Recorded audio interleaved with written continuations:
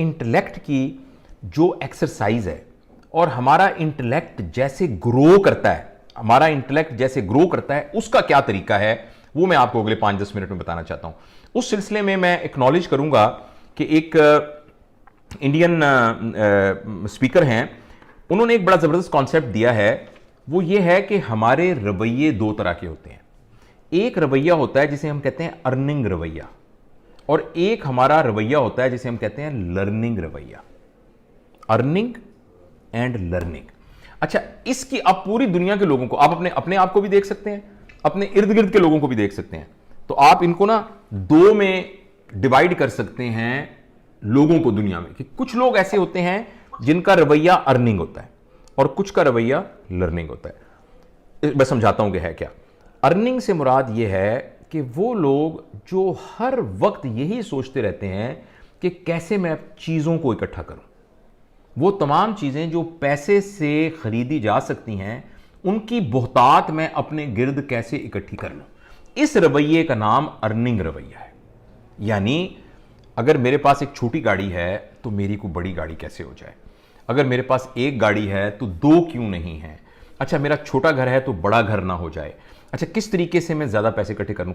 अच्छा, यहां एक बात बड़ी क्लियर है, कोई भी इस बात को कंडेम नहीं कर रहा, कोई भी बिल्कुल, मैं एक लम्हे के लिए भी नहीं कह रहा कि ये सारी कोशिश करना इन चीजों को इकट्ठा करने की ये गलत है या ये गुनाह है, ऐसा बिल्कुल नहीं है। इसलिए कि जायज तरीके से अपनी जरूरियात को पूरा करना ये तो शायद हमारे ऊपर फर्ज है। इतने पैसे कमाना जिससे हमारे बच्चों के अंदर एहसास महरूमी ना आए और वो किसी की मोहताजगी ना महसूस करें और हम इज्जत आबरू के साथ बगैर किसी के मांगे से इज्जत से जिंदगी गुजार सकें, इतना पैसा इकट्ठा करना तो मेरे ख्याल में फर्ज है। यानी सिर्फ यानी सही तो मैं नहीं कह रहा, मैं फर्ज कह रहा हूं। लिहाजा हम बिल्कुल ये नहीं कह रहे कि ये चीजें इकट्ठी करना ये कोई गुनाह का काम है, लेकिन अगर हमारे रवैये में हमारा बड़ा होना, हमारा बेहतर होना, हमारा मुआशरे में बाइज्जत होना और हमारा साहिब शर्फ होना, इसका ताल्लुक उन चीजों से होगा जो कि पैसे से खरीदी जा सकती हैं, तो इस एटीट्यूड का नाम अर्निंग एटीट्यूड होगा। और ये एटीट्यूड हमेशा इंसान को एंजाइटी देगा, डिप्रेशन देगा, जेलसी क्रिएट करेगा, एक सेंस ऑफ फॉल्स कंपटीशन में रखेगा, बहुत जल्दी उसकी ईगो हर्ट हो जाएगी, बहुत जल्दी उसको बेइज्जती महसूस होगी और वो कभी भी फुलफिल्ड लाइफ नहीं गुजार सकेगा। इसके मुकाबले में एक रवैया है जिसका नाम है लर्निंग रवैया। लर्निंग रवैये का मतलब यह है कि जिसमें इंसान उन तमाम चीजों को, इसमें भी वो इकट्ठा करना चाहता है, इस रवैये में भी वो लालची होता है, वो चीजों को इकट्ठी करना चाहता है, मगर उसका फोकस उन चीजों पर होता है जो चीजें पैसे से खरीदी नहीं जा सकती। यानी वो ये हासिल करना चाहता है कि कैसे मैं सब्र सीख लूं, कैसे मैं हिम्मत करना सीख लूं, कैसे मैं सच बोलना सीख लूं, कैसे मैं ईमानदारी सीख लूं, कैसे मैं लोगों के दिलों में घर करना सीख लूं, कैसे मैं ट्रस्ट वर्दी बन जाऊं, कैसे मेरी लैंग्वेज ठीक हो जाए, कैसे मुझे यानी एक मेरे अंदर सादगी आ जाए। यानी आप समझ रहे हैं, यानी वो तमाम चीजें जो पैसे से नहीं खरीदी जा सकती और जिनको कोई छीन नहीं सकता किसी से, जो शख्स इन चीजों को हासिल करना उनकी जिंदगी की प्रायोरिटी होती है ओवर उन चीजों के जो कि पैसे से खरीदी जा सकती हैं, तो उनका रवैया अर्निंग से लर्निंग की तरफ चला जाता है।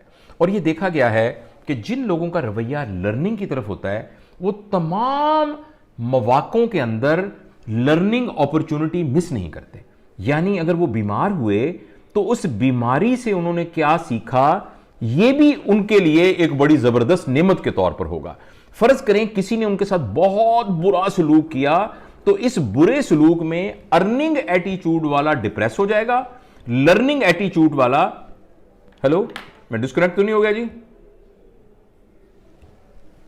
आई थिंक मैं डिस्कनेक्ट हो गया। हेलो, नहीं सर, आवाज आ रही है और तस्वीर भी आ रही है?